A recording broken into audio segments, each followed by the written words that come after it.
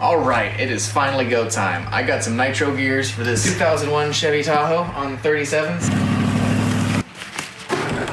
Score! That only took 2 hours. Jeez, a little heavy. I don't think I can get up the squat with this.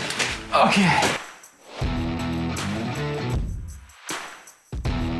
So it was a shocker. The case came apart pretty easily. I can't believe that little prying. The hardest thing so far has been the pinion seal. That took some elbow grease, but aside from that, nothing's been stuck. This is a shocking project.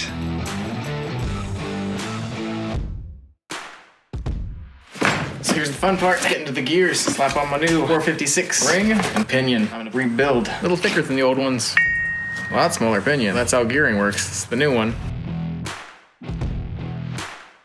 Alright, after a very frustrating afternoon that included getting this race in right here, the limited space to swing a hammer, I had the hardest time getting that in, but eventually figured out I should just use my ball joint tool, press that thing in, then on to getting the right pinion depth. After taking that bearing off 3 times, I got a pattern I'm mostly happy with. 1 shim less puts it so it looks too far out, so I'm gonna settle on this one. Another one was the diff carrier preload. You adjust with these things here. They still need lockdown once I confirm the final setup. Now it's time to get 200 foot-pounds to crush that new crush sleeve, get the pinion preload set properly, clean the last of the gear paint off.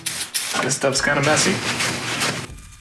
For the final install, everything will get some gear oil on it, make sure it starts out lubricated. Something interesting I noticed when people are assembling these is they tend to put the sealant all on this side, and there's some passages that actually go through there. So I'm gonna put just sealant on this side where I can see it's not gonna be restricting any passages, because a little bit could stick out and then block the passage some.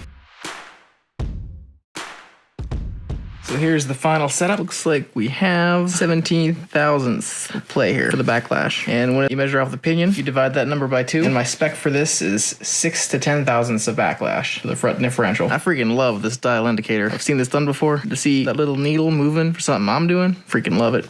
All right, this bad boy's put back together and ready to go back in. Some final notes. The differential carrier preload was 2 turns in on the adjusters from knocking them tight with a punch. And I think that pattern might have been a little too tight into the gears, but I'm gonna send it anyway and see how it turns out. I think it's better to start with the front one. The rear one's gonna get used a lot heavier, so if I can get perfect on that one, that'll be best. Let's plop her back in. The front's done. Now onto the rear. All right, so I already got the drive shaft out. I drained the fluid. I got the track bar out and the parking brake cable off, so there's plenty of room for the differential. Let's pop this cover off now.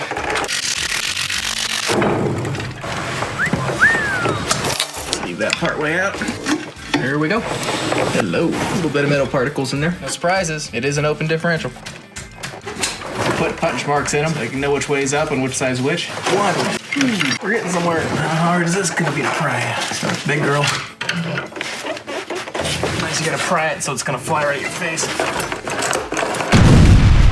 All right, so I got differential and pinion both out. This sucker, I had to get my whole body in front of the differential, so I couldn't record that. But I used the bigger version of this pry bar and wedged on the bottom of the differential case, and she just flew out. I don't know if this hit the cement at all, but that could be a problem. The pinion came out pretty nice. I'd like to give a shout out to my tools now. When you're working on differentials, I highly recommend this kind of bearing puller. This goes on top, and you put this clamshell around it. You gotta adjust these rings so they're the right height. This might be the wrong size. I need the big one for this one. There we go. Throw the clamshells on it and make sure it squeezes nice and tight. You want them to first match together on each edge. Tighten these up as far as it'll go that you can just barely get these squeezed on. And you put this ring around it. But the first one, I didn't have this as tight as it can go. The first bearing I pulled, I messed up the race. Bearings want to fall out now, so gotta be careful even when you have the right tool. This is a DURASOLID. There's also Yukon and Nitro gear ones. This DURASOLID was half the price of the Nitro. And right when I went to buy the Nitro, it was out of stock. So I just went with a more affordable option. And it seems to work just fine. They all look almost exactly the same. This DURASOLID one is from Amazon. They have different types for different size differentials. This is the bigger one. I forget which one exactly, but if you look in the reviews and questions, they'll tell you what application it fits. The other great tool to have is this Kukko Puller that can clamp down on the arms to really lock it in. I have rented pullers from the auto parts store multiple times, and they are just horrible. So once you start to tighten them down, arms fly off on you. So this has been great. Pull the pinion yoke. This one I started pulling on these edges because it's just like dust cover isn't as strong, but it'd probably be fine to, as long as you don't pull off the weight there. This had to come out of a UK Amazon depot. This one came straight from India. They both got here in a week. All right, on to the new gear. The differential I went with is a Eaton Truetrac. It's limited to slip because whenever one wheel slips, it multiplies torque that slipping wheel has by 3.5 times and sends it to the wheel with more traction. So it never fully locks. Ah, that's beauty. The new gears. Whew, look at that. Polar ring gear. Boy, cannot wait. I just kind of roll it on my knee on the way in.